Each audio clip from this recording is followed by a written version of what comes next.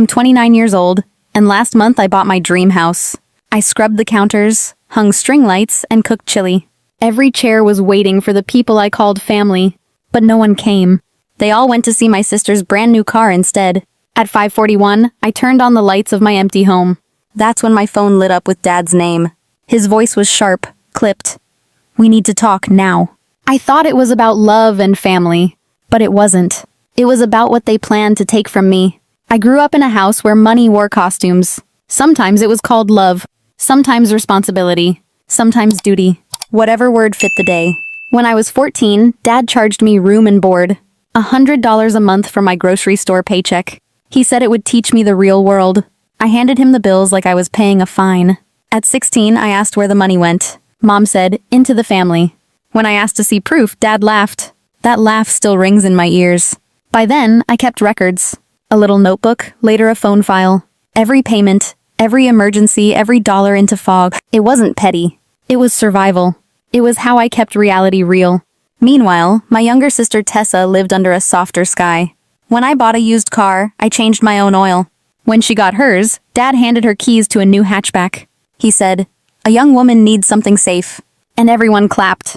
When she dropped out of college, they called it vision.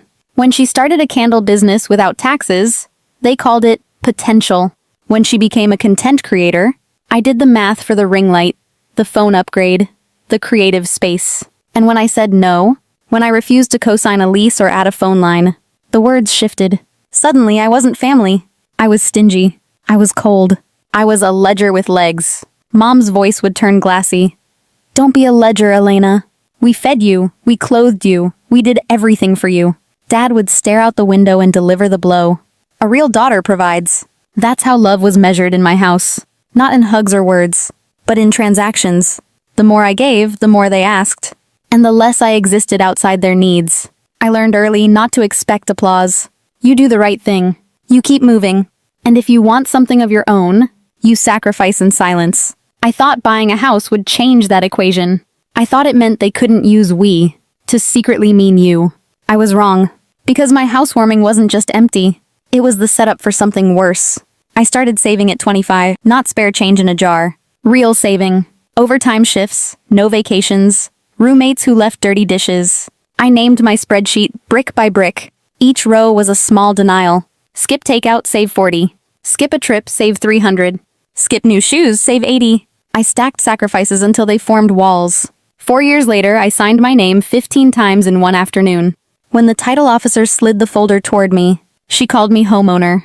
The word felt heavy, delicious, like a knot loosening in my throat. I bought a little Craftsman. 2 bedrooms, a squeaky hallway, a fireplace with a crooked blue fish tile. The backyard had a lemon tree that clicked in the wind. The porch swing came with the house. If I promised to sit there. For the first time, I had a door that locked for me. Not for roommates, not for parents, not for Tessa's next move. Mine. When I told my family, their smiles bent sideways. Mom said, "Make sure you have a guest room for Tessa." Dad said, "Add a garage so I can finally store my saw." Tessa asked, "Your kitchen has amazing light. Can I film there?" Still, I let myself celebrate. I brought cheap cider and paper cups. I took a photo with the sold sign. I posted housewarming Saturday 5 p.m. chili cornbread. All week I scrubbed and polished. Rolled paint over scuffs. Bought folding chairs. Strapped a secondhand rug to my old Civic. I bought 8 bowls that matched. I lit citronella candles that smelled like lemon cleaner. I simmered chili at 4 o'clock, cornbread at 4:20. I even chilled 1 root beer for Dad, because he likes to pretend he's a kid. At 5:02, I checked the street. Empty. At 5:11, I lit the candles anyway. At 5:18, I texted ETA. Mom wrote, "Soon." Dad didn't answer. Tessa sent a photo in sunglasses. Standing before a glossy red car, we did a thing. At 5:33, another buzz. A video of Mom filming Tessa rev the engine. Someone laughed. Everyone clapped. I stood in my spotless kitchen, my chili bubbling like it was mocking me. I turned off the burner. At 5:41, I flipped on my living room lights. The room looked staged, like a listing photo. Perfect. Empty. I ate a bowl over the sink. The chili was good. The silence was louder. I didn't cry. I didn't rage. I just chewed and looked at the doorway, where a draft slipped past new weather stripping. That night, the lemon tree dropped 1 fruit. The porch swing creaked, and my phone lit with Dad's name. We need to talk, now. I knew that tone. It wasn't congratulations. It was logistics. It was what they thought they could take. And I should have known then. The housewarming wasn't just empty. It was the prelude to an ambush. They didn't call first. They arrived in a convoy like raiders. Dad's truck in front. Mom's SUV behind it. Tessa in her shiny red car. Temporary tags stuck crooked in the window. I watched through the peephole. Mom pressed her lips together, ready to scold. Tessa checked her hair in the visor mirror. Dad had a clipboard. Of course he did. I opened the door before they rang. Hey, I said flat.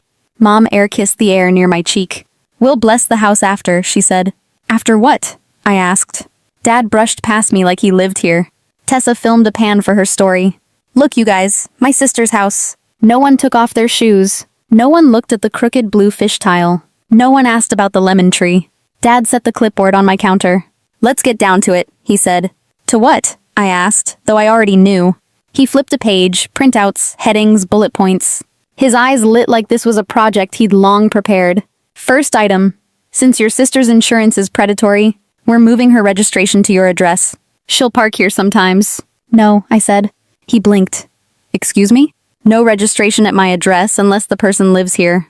Mom's voice went soft, syrupy. She'll be here all the time, she said. She needs a stable base. Tessa leaned on the counter, phone still in hand. It's not a big deal, she said.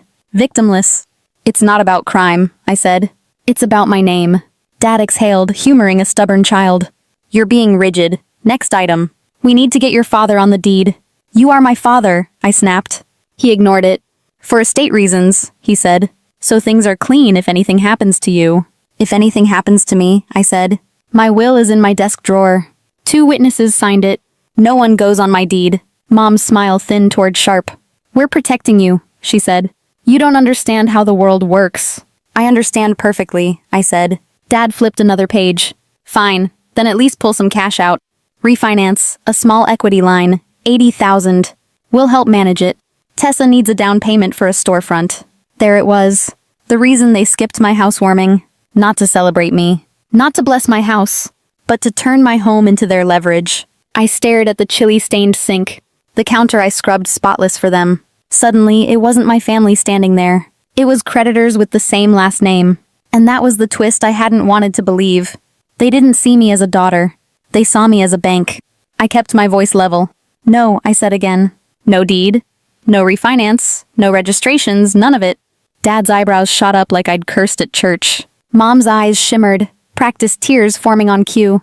Tessa's phone hovered, hungry for drama. Dad leaned forward, elbows on my counter. Be a good daughter, he said. Step up, provide. I laughed once, sharp. You taught me to provide, I said. You charged me rent at 14. I stepped up, I saved. I did this on my own. This house is not a group project. The air tightened. That moment I was supposed to fold. I didn't. Tessa jabbed a finger. You don't even use both bedrooms, she said. I could move in, help with content. Pay you a little. How much? I asked. She blinked. Dad slapped the clipboard. Enough, here's what's going to happen. We'll fix the deed. We'll refi. We'll register the car. You'll host Thanksgiving. You have the space. No, I repeated, calm and steady. Each syllable a lock clicking shut. Mom's tears spilled. Why are you punishing us? She whispered. You're our daughter. We raised you. Family reallocates resources to the child in need. Your sister is launching. You're steady. You carry more, then she'll carry you. I just settled here, I said. This house is my foundation. I won't let you dig it out. Dad's tone dropped low. You don't slam doors on blood. I'm not slamming, I said. I'm locking what I paid for. The silence cracked. Tessa sneered. You're lucky. You got a house. Some of us actually need help. I needed help too, I said. I just gave it to myself. Dad jabbed a finger. If you do this, don't come crying when you're alone. Mom added softly. And don't expect us to show up when you need something. I stared at the lemon on my counter, bright against the spotless surface. I wanted to throw it. I didn't. Instead, I straightened my shoulders. House rules, I said. No registrations unless you live here. No keys handed out. No one on my deed. No loans for boutiques or saws. If Grandma needs medicine, I'll help her directly. Otherwise, this house is not your ATM. Dad barked a laugh like receipt was dirty. Yep, I said. A receipt. From now on, everything has one. Mom shook her head. You've changed. I've moved, I said. And this house moves with me. They left without another word. Tessa revved her new car so loud, it rattled the windows. The sound faded into the night, but the tremor in my chest stayed. And I knew this wasn't the end. It was only the start of fallout. The door shut behind them, heavy as a verdict. I stood in the silence, heartbeat echoing in my teeth. Within an hour, the family group chat erupted. Mom, your behavior today was unacceptable. Dad, ungrateful. Tessa, my sister is sabotaging me with DMV screenshots. Her friends sent laughing emojis. A stranger sent a snake. I muted the chat, turned off my ringer. Then I got to work. I changed the lock codes, froze my credit, and flagged my property records at the county. I called the dealership. Yes, someone tried to use my address. No, it didn't go through. Paper trails keep reality real. Mom's voicemails swung from scolding to pleading. If you love me, call me. Dad sent refinance calculators captioned, "Be reasonable." Tessa posted, "Sometimes the people closest to you laugh when you drive. Drive anyway."